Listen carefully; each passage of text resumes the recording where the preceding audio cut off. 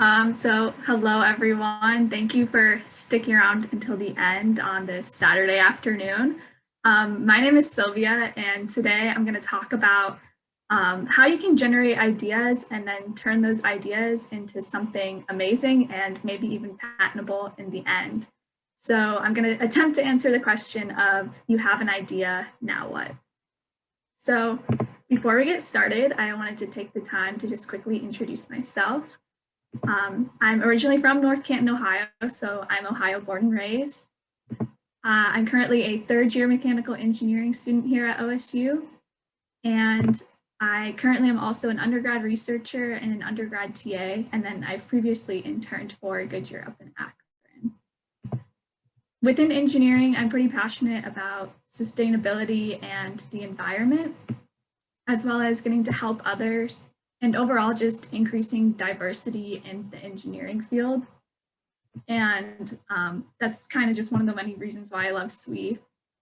And going off of that, I first got started in engineering when I joined an all-girls robotics team back in middle school. And this is through a program called First Lego League. And you can see a picture of us as children over there in the middle of the screen. And this team is also one of the reasons why I also have an invention. With this team of girls, we designed, prototyped, and eventually patented a shoe that didn't require the user to bend over to put it on. And so while I'm not a patent expert by no means, today I'm hoping to just share a little bit of my knowledge about my experience so that when it comes to engineering, we can continue to level out the playing field, especially when it comes to patents. So currently, only 4% of patents in the last decade have been issued to all female or sole female teams. 21.9% of patents have had at least one female inventor listed, and 29.3% is the women inventor rate at Procter & Gamble, which I thought was interesting because they're an Ohio-based company, and they're also the company with the highest female inventor rate in the US. So while the numbers are kind of on the rise in more recent years, you can see there's still quite a bit of a gap considering that women make up over 50% of the labor force and about 13% of the engineering field. So there's still a lot of work to be done. And I guess in order to change these stats, we first need to start somewhere. And so that can start with coming up with ideas. I love coming up with ideas, whether that be for like products or services, but I know that we all can get stuck sometimes and not even know exactly where to begin. So these are some of the ways that I found to be helpful for generating ideas. First is just rapid brainstorming, where you set a timer and just write down as many ideas as you can as quickly as possible. And you just don't really think about it, you just write things down and go with it. And then next is round robin brainstorming. And this works really well for a group setting. And so each person goes around and shares one idea. And this allows you to kind of work off of each other's ideas, but also make sure that everybody's ideas get heard and written down. And so these first two ideas are kind of how I worked with the team of girls and we came up with our shoe invention idea.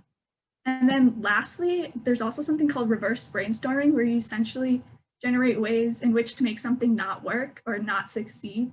So this may be kind of like counterintuitive, but it helps you kind of see where there's already holes in existing products out there. And these are just a few of many, many methods there are out there to come up with ideas. So I just suggest finding whatever works best for you. But regardless of which method you do, there's a few different rules and tips to keep in mind. One is that no idea is a bad idea. And going off of that, I would also suggest that you just write down everything, because you never know when you're going to want to come back to that like crazy idea, because it may actually lead to something. I'd also suggest doing research ahead of time. So whether that be researching your problem or just researching what problems there even are out there, this can be extremely helpful. So with the team of girls that I worked with, we talked to different nurses and different elderly people, and that kind of helped us to guide our solution. Also, if you get stuck, I recommend just taking a break. Research has proven that going for a walk can greatly improve your like brainstorming capabilities. I'd also say reflect on your own life and kind of see where you can find different issues in your current life and work off of that. And then also don't be afraid to talk to others and collaborate with them to get different ideas. And so now let's say that you have your idea. The next step would be, how do you bring your idea to life? And so there are many ways to bring your idea to life, but I would always suggest to start by just making drawings, or at least like mapping out your idea, because this can really help you to kind of figure out the more intricate like functionalities of the idea that you're going for. And then off of that, I would say just collect any available materials you have. It doesn't really matter what it is, and just attempt to build a prototype. So here was our first prototype that we had for our shoe. And as you can see, it's not very pretty. It was made from like an old sports shoe, like a clog, and some leftover tracking and magnets.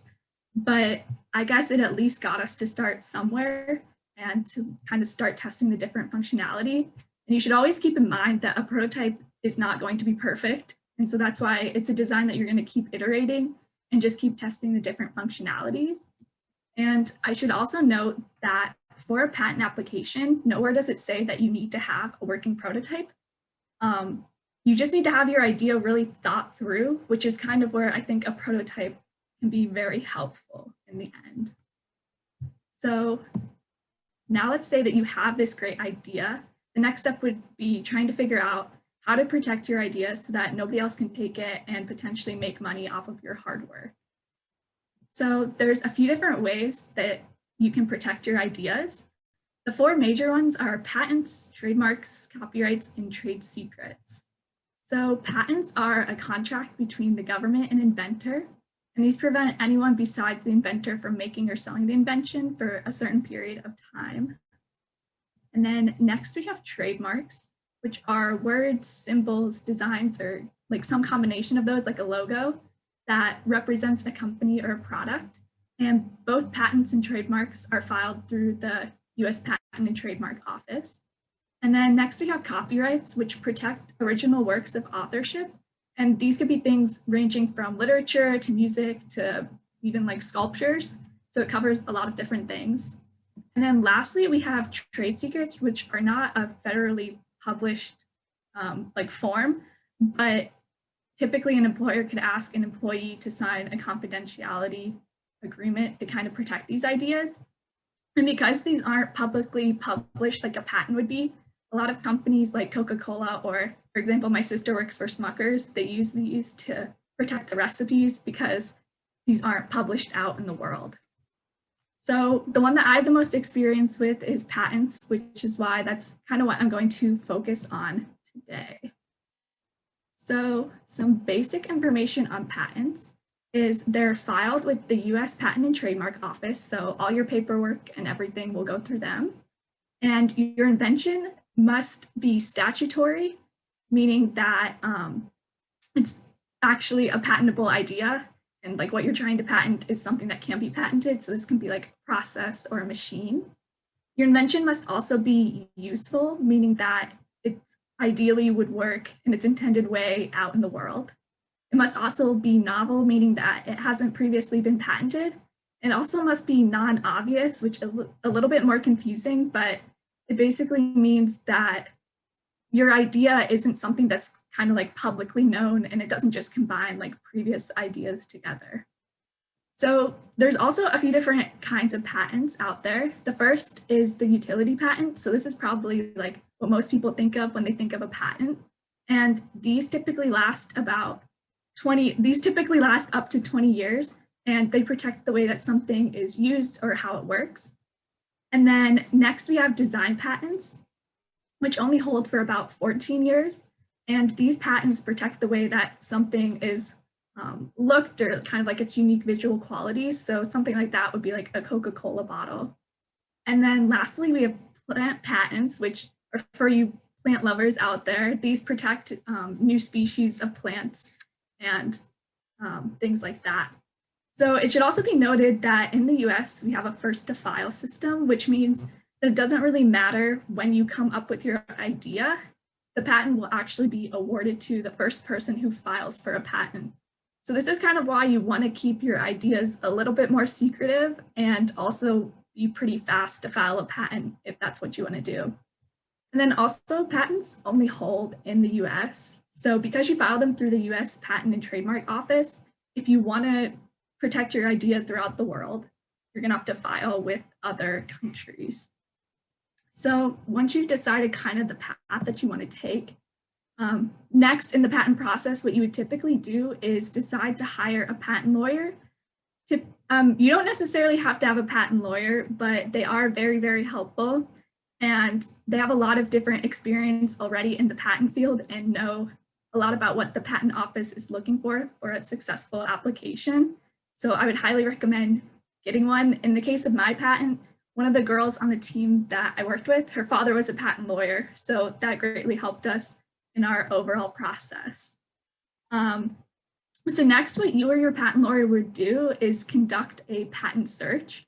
So this is where you look and see what patents already exist out there.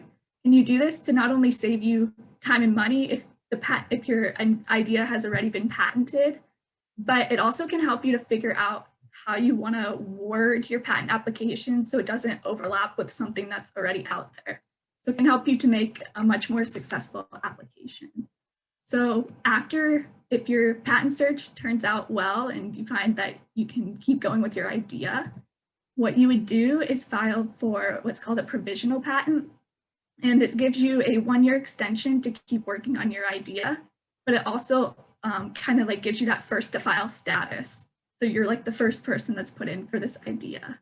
And then after that year, what you would do is file for a non-provisional patent, or this more like the general patent application. And typically this includes 3 sections. So you have your introduction, which just describes kind of like the background of your idea. And then next you have the description of your invention, which typically would include your different drawings and things like that. And then lastly, you have your claims section, which is kind of like the heart of the patent. And this covers more or less, like it talks more in depth about what specifically you're trying to protect in your patent idea. So then after you submit all of that to the patent office, an examiner will look over it and they will decide to either accept the patent right away, or they will object it and send objections back to you as the inventor. And then as an inventor, you can respond to these objections and kind of try to prove to the examiner where you think their reasoning was kind of wrong. And then you send those back, and after that, you can be granted your patent. So here's a more in-depth look at my own personal patent timeline. So way back in 2012, we started working on our ideas and drawings. And then a year later, we filed for our provisional patent. And then after that, a year later in 2014, we finally submitted our patent application. And we actually did get objections sent back from an examiner. So the examiner thought that our shoe idea was closely resembled something else that was already patented. So then after looking at different patents that already existed, we responded to the objections with kind of where we thought our design differed. And then in the end, our patent was awarded to us in 2016. So it was a 4-year process, so quite the long haul, but worth it in the end, I guess. So here's the patent that I'm listed on. You can see the title page where you can see me and the other girls that I worked with. And then in the middle is just one of the drawings of our shoe design. And on the right is kind of some of the heart of the patent application and talking about like the background and different descriptions. So I've probably made it seem like a little bit of a glamorous process up until now. So I thought I would also touch about kind of the truth behind a lot of patents. First of all, it's a very long process. I mean, my process took about 4 years, and this is pretty common for a lot of patents. I should also note that a lot of patents do get rejected. About half of patents end up getting accepted. So it can be worth it in the end. You just have to be willing to stick with it and fight for your ideas. And then it can also be a pretty expensive process. So the average cost of a patent is about $8,500. And that's because you have patent lawyer fees, which eat up a lot of money. And then you also have fees that are due kind of at each step. So you have like examiner fees, filing fees, issuing fees. So they really get you to pay for a lot of different things. So I know that that's not, like patents can be pretty cost prohibitive for a lot of people, but I guess there are still some options. As I mentioned, I got lucky with that. One of the girls I worked with, her father was a patent lawyer, so that greatly reduced costs. But I would also say for those of you out there to just use your own connections and utilize resources that are out there. Here at OSU, we even have a technology commercialization office, and they will work with students and faculty to get things patented. So there are resources even on campus that you can work with, and just don't be afraid to reach out to different people. Also, there's potential down the line when you're working for a company that you may be able to get a patent through them, and the company will foot most of the bill, if not all of it. And so this is kind of how my mother was able to get some patents herself, was just while she was working for a company. And then I would just say, always remember that it's a great experience. So no matter what happens, in the end, at least you got like an in-depth look at the overall design cycle and experience. So I'm going to end today with asking again the question of now what? So now that you hopefully have some more knowledge and skills, what I would suggest that you can start doing now is just thinking critically about the world around you and just start doodling and writing down all your ideas. Don't be afraid to collaborate with other people, but remember that anybody that you work with, if you want to file for a patent, you might want to include them and write them down on your patent applications. And then I suggest just innovating in any way you can. Even if it doesn't lead to an invention, it's all about the experience. So alongside that, just stay curious and kind of keep that like, what can I do next attitude, and don't just accept the way things are. Because we need to remember that the end goal is just to work together to create a more innovative and inclusive world. And whether that be through patents or engineering or really any form, it's always something to keep in mind. And yeah, with that, I open it up to any questions. So Sylvia, has your shoe actually been produced? Is this out and about, or what's the status of it now? Yeah, it is not being produced anywhere. Unfortunately, me and the girls that I worked with after high school, we all are now at different colleges, so we really haven't worked on it much since then, but maybe sometime in the future, hopefully.